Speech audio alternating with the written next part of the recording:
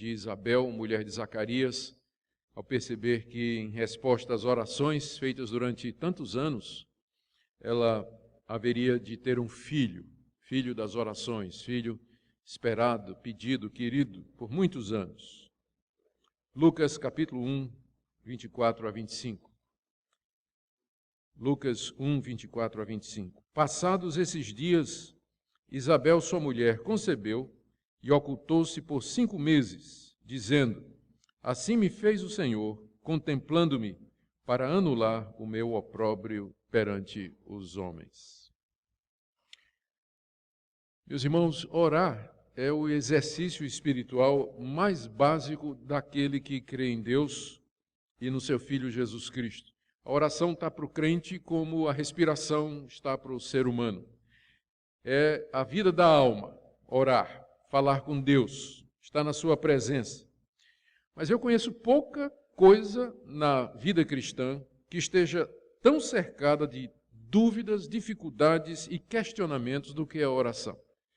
Deveria ser uma coisa simples. Orar é falar com Deus, se comunicar com Ele, ter uma comunhão significativa e pessoal com Deus. Todavia, há tanta dificuldade relacionada com a oração que não são poucos os cristãos que não sentem ânimo, coragem ou valor até em tirar tempo para orar, para estar com Deus e falar com Deus. Eu tenho certeza que se nós fôssemos fazer uma enquete sobre a quantidade de tempo que os cristãos usam diariamente em oração e fôssemos comparar com outras atividades, eu tenho para mim, quase por certo, que a oração não estaria entre os top 10, né? As 10 atividades que mais ocupam os cristãos durante o dia. O que é surpreendente, uma vez que nós consideramos aquilo que nós dizemos, que nós cremos em Deus, cremos que Ele ouve as orações, cremos que Ele é todo-poderoso, que Ele é bom e que Ele atende aquele que o busca no nome de Jesus. Nós estamos estudando o Evangelho de Lucas e chegamos aqui a esse ponto, versos 24 e 25, onde nós temos o registro de uma resposta de oração. Uma resposta extraordinária de oração, sobre a qual eu gostaria de meditar com os irmãos para aprendermos um pouquinho mais acerca da oração. Nós já vimos na introdução do Evangelho que Lucas apresenta essa obra chamada Lucas Atos com o propósito de certificar essa pessoa chamada Teófilo, mencionada aí no verso 3, a respeito dos fatos ocorridos entre eles, os fatos que deram origem historicamente ao Evangelho de Jesus Cristo. E nós vimos que podemos confiar no Evangelho e na Bíblia, pela maneira como o Evangelho foi escrito, a Bíblia foi escrita pela supervisão de Deus. Depois nós lemos o registro que Lucas faz desse casal extraordinário, Zacarias e Isabel, a partir do verso 5 até o verso 7, que eram justos diante de Deus, andavam nos preceitos e mandamentos do Senhor. Ele era um sacerdote e tinha caído por sortes, entre aspas, que ele naquela ocasião fosse ministrar os sacrifícios e a queima do incenso diante de Deus no interior do templo, uma ocasião que acontecia somente uma vez na vida de um sacerdote. E lemos como, a partir do verso 8, o anjo Gabriel apareceu a ele, quando ele estava lá dentro do santuário, queimando incenso diante de Deus.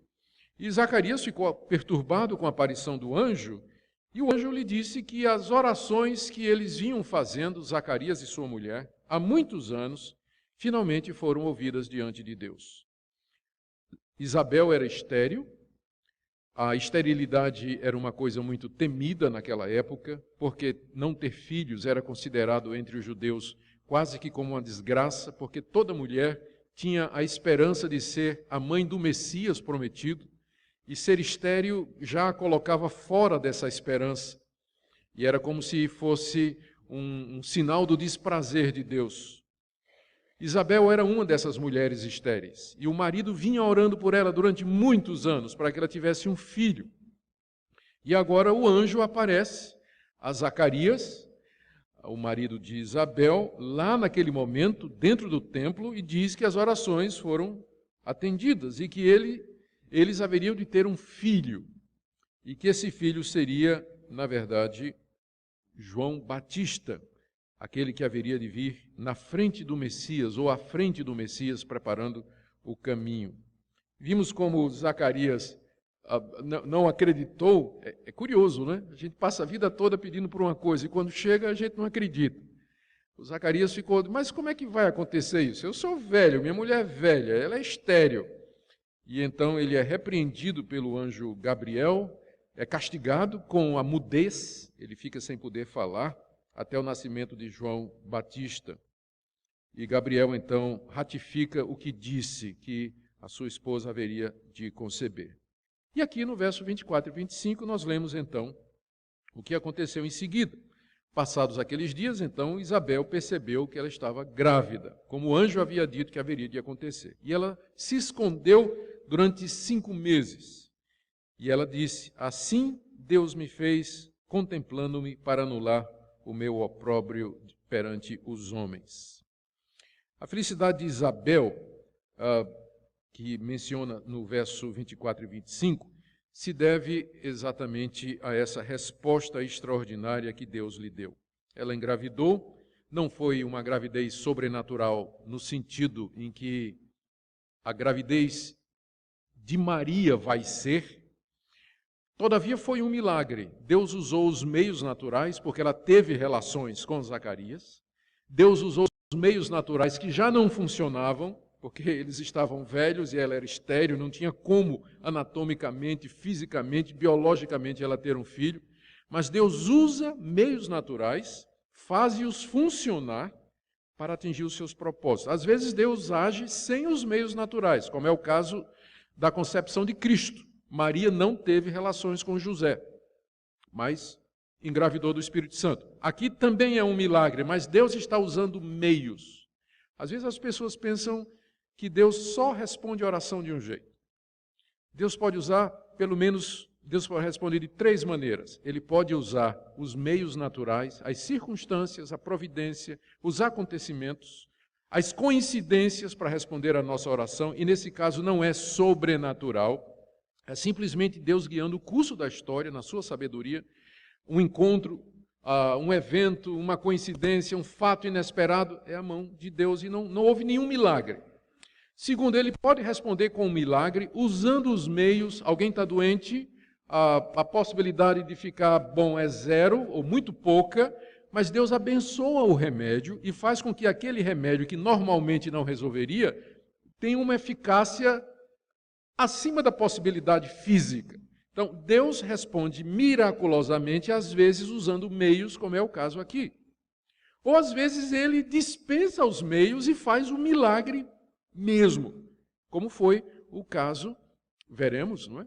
Da concepção de Jesus, que nasceu sem que houvesse participação masculina, nasceu da Virgem Maria, uma concepção feita pelo Espírito Santo. É um milagre em que Deus suspendeu todos os usos dos meios naturais que ele mesmo estabeleceu. Então, o que nós temos aqui é essa resposta feita de maneira sobrenatural, mas em que Deus está usando meios, os recursos, a maneira das coisas funcionarem que ele mesmo estabeleceu. O ponto é que Isabel viu que estava grávida, ficou feliz, e diz o texto que ela se ocultou. Os comentaristas não sabem direito o porquê que Isabel se escondeu durante 5 meses. Talvez porque ela achasse estranho, né, todo mundo ver uma senhora de uma certa idade andando com barrigão para cima e para baixo, né? Como é que fica isso, né? Essa mulher com essa idade não tinha mais condição e agora ela está aí andando com essa barriga para cima e para baixo. Talvez ela tenha ficado com um pouco de vergonha, mas não bate com o texto, porque diz que ela se ocultou até 5 meses.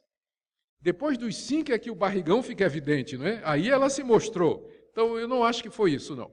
O verso seguinte diz que ela está alegre, né? Deus tirou o meu opróbrio. Então talvez durante esse tempo em que ela se ocultou, ela foi para a casa das montanhas que eles tinham, porque diz aí o verso, diz aí em seguida, mais adiante, quando Maria visita Isabel, verso 30, Maria foi apressadamente à região montanhosa, a uma cidade de Judá, e entrou na casa de Zacarias. Parece que eles tinham uma casa nas montanhas, espécie de um refúgio, né? E talvez Isabel foi para lá ficar sozinha, para dedicar-se a Deus, orar a Deus, gastar um tempo com Deus, de adoração, de gratidão, de comunhão com Deus por aquilo que Deus havia feito. É mais provável que essa tenha sido a razão pela qual ela se ocultou. Ela se isolou, ficou um tempo com Deus de louvor, adoração e gratidão a Deus. Por isso que Deus havia feito, como diz o verso 25, Deus a contemplou finalmente, Deus atendeu a sua oração e tirou o seu opróbrio, a sua vergonha de diante dos homens. É o que ela sentia por ser uma mulher casada há tantos anos e não tinha filhos. Em Israel, como eu disse, isso era visto quase que como uma desgraça ou uma maldição. Mas agora, aquela tristeza que acompanhou sua vida toda foi tirada. Isabel está feliz e ela se oculta, ela se isola, ela gasta esse tempo de louvor e gratidão a Deus, tal a grandiosidade de Deus na resposta à oração. O que nós aprendemos sobre a oração e a maneira de Deus responder aqui? Eu queria destacar 4 ou 5 pontos para a nossa edificação na manhã desse dia. A primeira lição que nós podemos tirar aqui é que há uma relação implícita no texto entre a resposta de oração e a vida justa e reta que aqueles dois levavam diante de Deus. Vejam, no verso 6 do capítulo 1 de Lucas, quando o casal é apresentado por Lucas, Lucas destaca, verso 6, que ambos eram justos diante de Deus, vivendo irrepreensivelmente em todos os preceitos e mandamentos do Senhor. Era um casal temente a Deus, que buscava a Deus, que andava nos caminhos de Deus, que respeitava a Deus, que levava o relacionamento com Deus muito a sério. Em seguida, no texto que se sucede, o anjo, quando aparece a Zacarias, diz no verso 13, Zacarias, não temas, porque a tua oração foi ouvida. A tua oração foi ouvida. E no verso 24 diz que Isabel concebeu. Vocês percebem a ligação? O texto apresenta o casal como sendo um casal temente a Deus. Em seguida, vem o anjo dizendo, a tua oração foi ouvida, e depois, então, ela engravida. Há uma relação entre o fato de que Deus respondeu àquela oração e o fato de que o casal era um casal piedoso, era um casal temente a Deus. E você vai encontrar essa relação na Bíblia toda. Parece que Deus se apraz em responder às orações daqueles que o buscam, daqueles que andam nos seus caminhos. Há uma relação entre santidade e resposta de oração. Os que andam em santidade, os que vivem uma vida reta diante de Deus, os que andam em obediência a Deus, esses têm muito mais respostas de oração do que aqueles que estão em dúvida, vacilantes, descomprometidos com Deus, apegados a ídolos, que não são necessariamente as imagens de escultura, mas qualquer outra coisa que toma o lugar de Deus, que não buscam a Deus constantemente. A Bíblia é muito clara quando faz essa relação entre santidade e resposta de oração. Então, antes de você reclamar de Deus ou questionar a Deus porque é que Ele não responde às suas orações, faça uma análise da sua vida. Você está andando em retidão diante de Deus? Você está andando pelos caminhos de Deus, fazendo a sua vontade? Porque há essa relação na Bíblia. O Senhor Jesus Cristo disse, se vocês andarem na minha palavra, se vocês permanecerem na minha palavra e minha palavra permanecer em vocês, vocês pedirão o que vocês quiserem e será feito. Há essa relação que o texto, então, nos deixa muito claro. O segundo ponto que eu queria destacar aqui é que mesmo que a Bíblia nos ensine que Deus responde mais às orações daqueles que andam numa vida reta e santa, isso não significa que as nossas orações são resultado do nosso mérito. O que é interessante aqui é o seguinte, Zacarias era esse homem que o texto diz no verso 6, que era justo e reto diante de Deus e que vivia irrepreensivelmente nos caminhos de Deus. Orou muitos anos por um filho. Quando o anjo Gabriel apareceu, anunciando que a oração foi respondida, qual foi a reação desse homem justo, irrepreensível e que andava nos mandamentos de Deus? Eu não acredito. Então, você percebe que a santidade e a retidão nossa aqui nesse mundo, ela nunca é absoluta. Zacarias era um homem santo, mas ele podia ser incrédulo também. Ele podia duvidar de Deus. Na hora em que precisou, faltou-lhe fé, confiança em Deus, acreditar em tudo aquilo que ele tinha pedido durante tantos anos. Deus, assim mesmo, apesar da incredulidade de Zacarias, respondeu à oração dele, porque as respostas de oração, como eu disse, embora pareça que Deus se apraz em responder às orações dos que o buscam, mas o resultado das nossas orações não são por causa dos nossos méritos.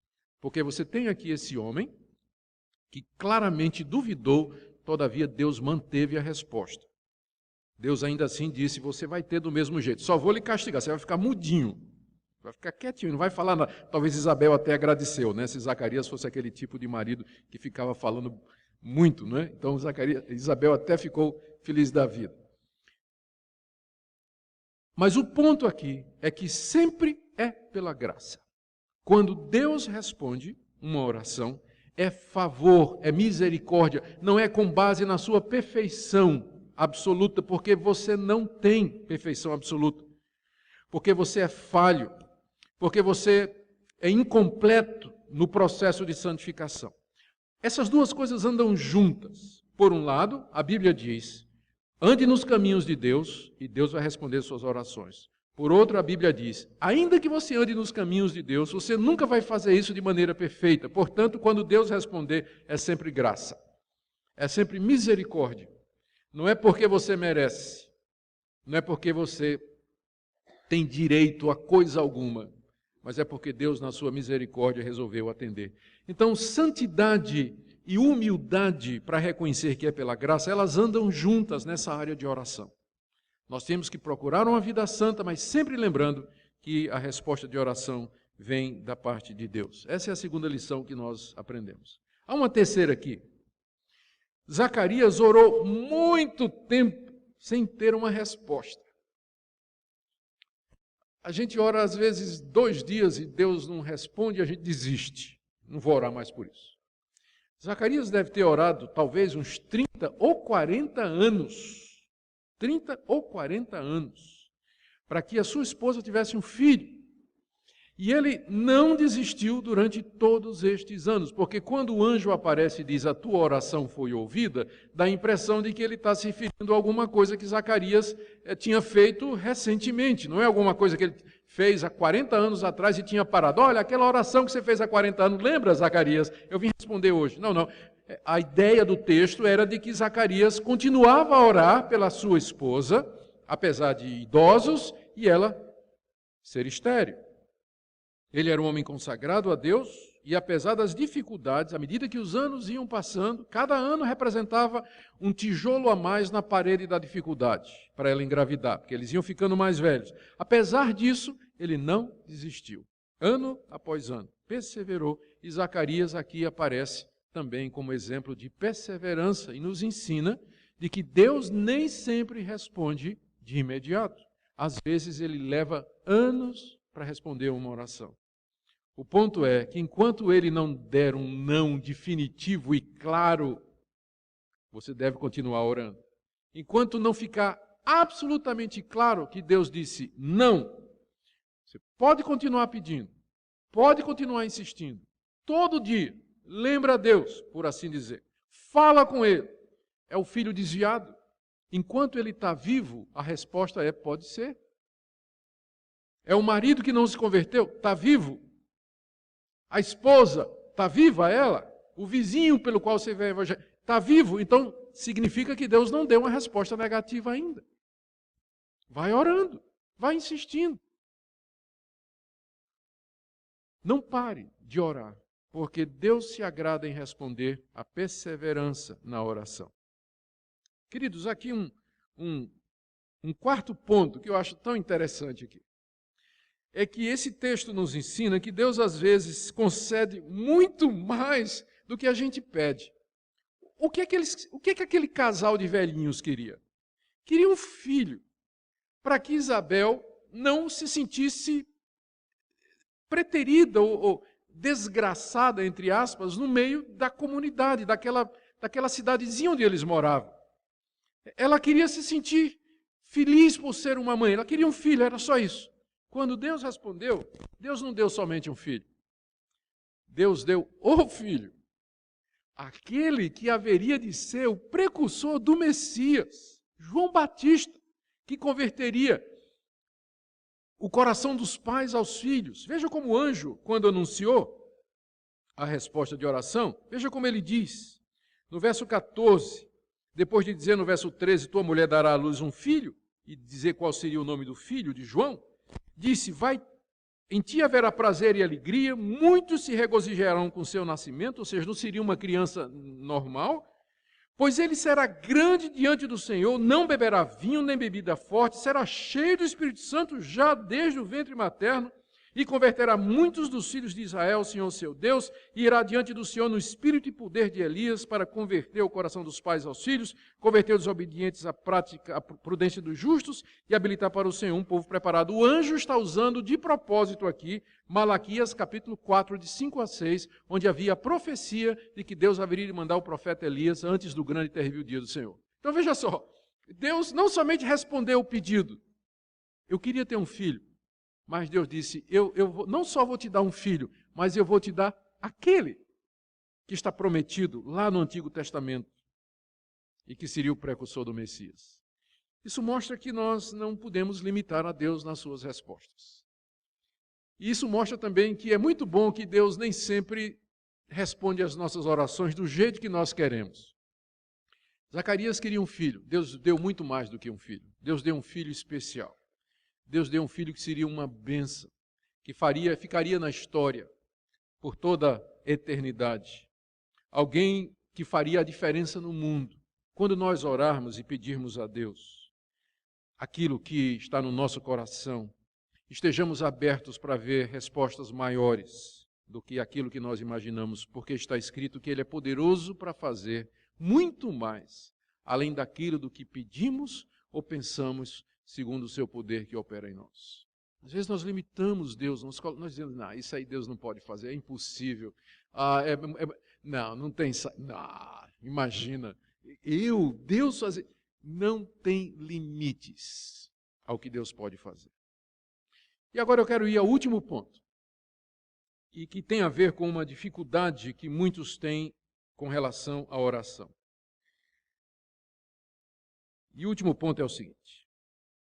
De uma forma misteriosa, nós aprendemos aqui desse texto, de uma forma misteriosa, as nossas orações funcionam em plena harmonia com os decretos eternos de Deus. Aqui nós temos um dos muitos lugares na Bíblia onde se responde à pergunta, se Deus já planejou tudo, por que orar? Se Deus já sabe, por que eu vou orar? A chegada de João Batista tinha sido decretada por Deus desde a eternidade.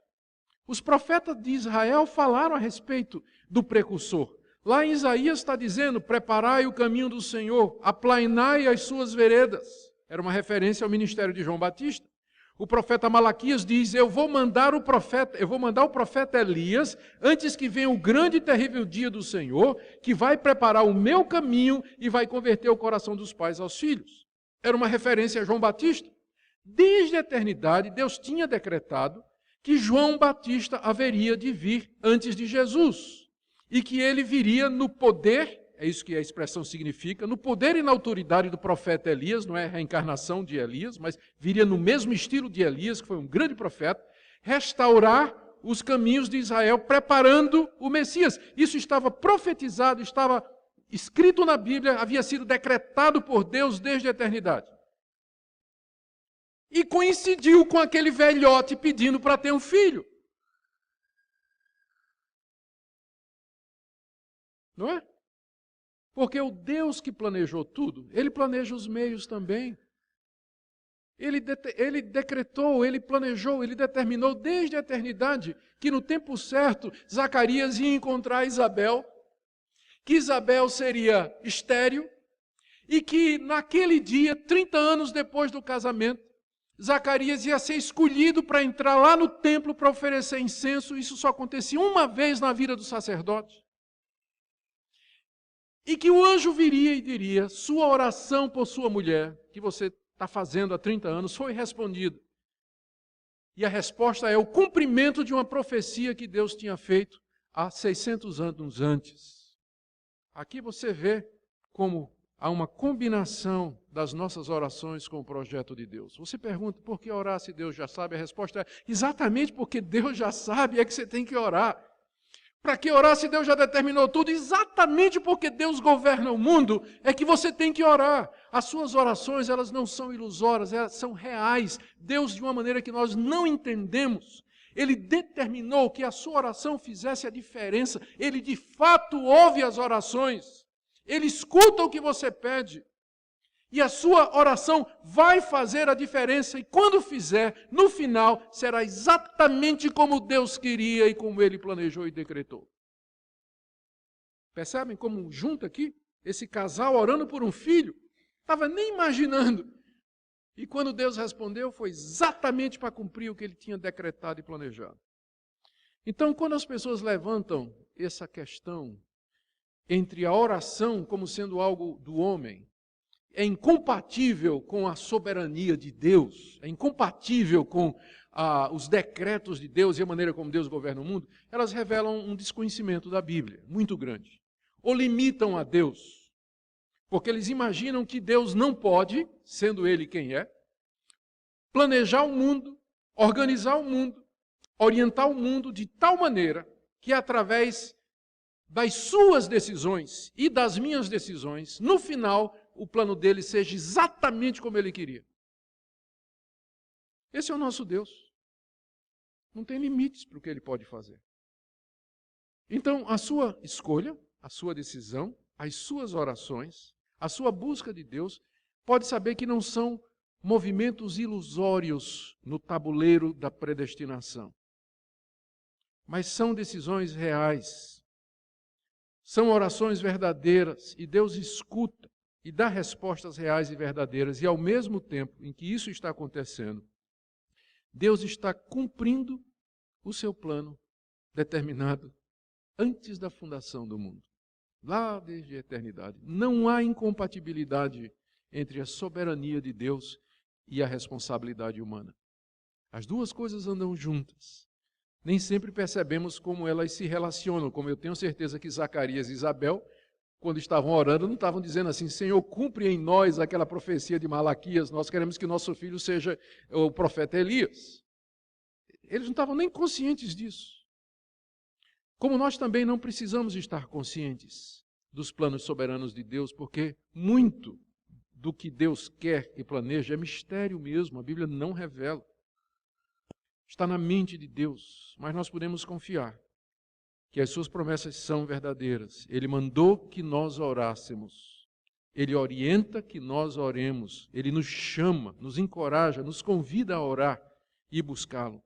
E porque nós confiamos nele, não é porque nós entendemos Deus, mas porque nós confiamos em Deus, é que nós nos ajoelhamos todo dia e oferecemos orações, pedidos e súplicas, como se elas de fato pudessem mudar o curso da história, a vida das pessoas, alterar as circunstâncias, e elas de fato fazem isso dentro do plano maior desse Deus soberano. Eu quero terminar com algumas aplicações para nós aqui, e a primeira é evidente. Não deixe que questionamentos sobre a soberania de Deus, a predestinação, a eleição, o governo de Deus nesse mundo, de alguma maneira, seja um obstáculo para as suas orações. Não diga assim: eu não sei se meu filho é predestinado, por isso eu não vou orar por ele.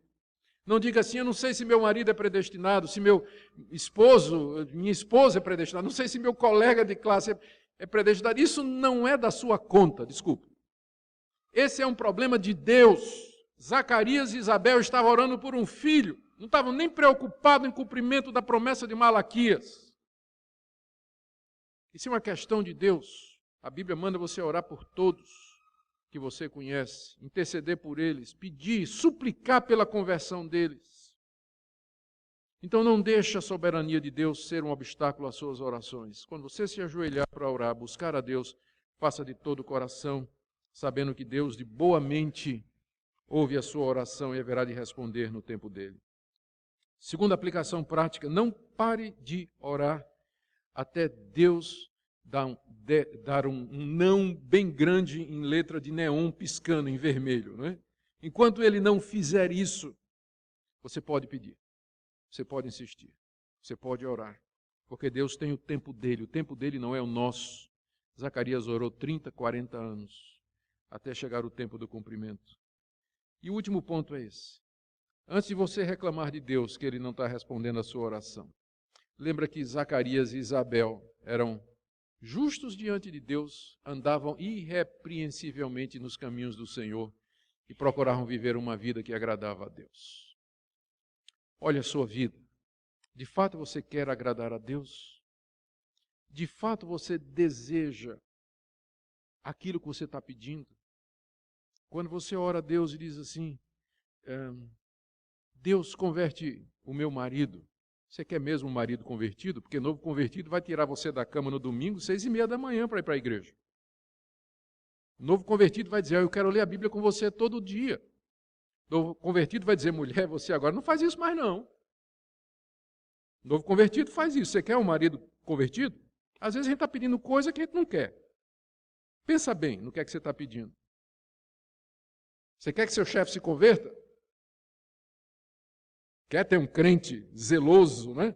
Novo convertido como seu chefe no trabalho?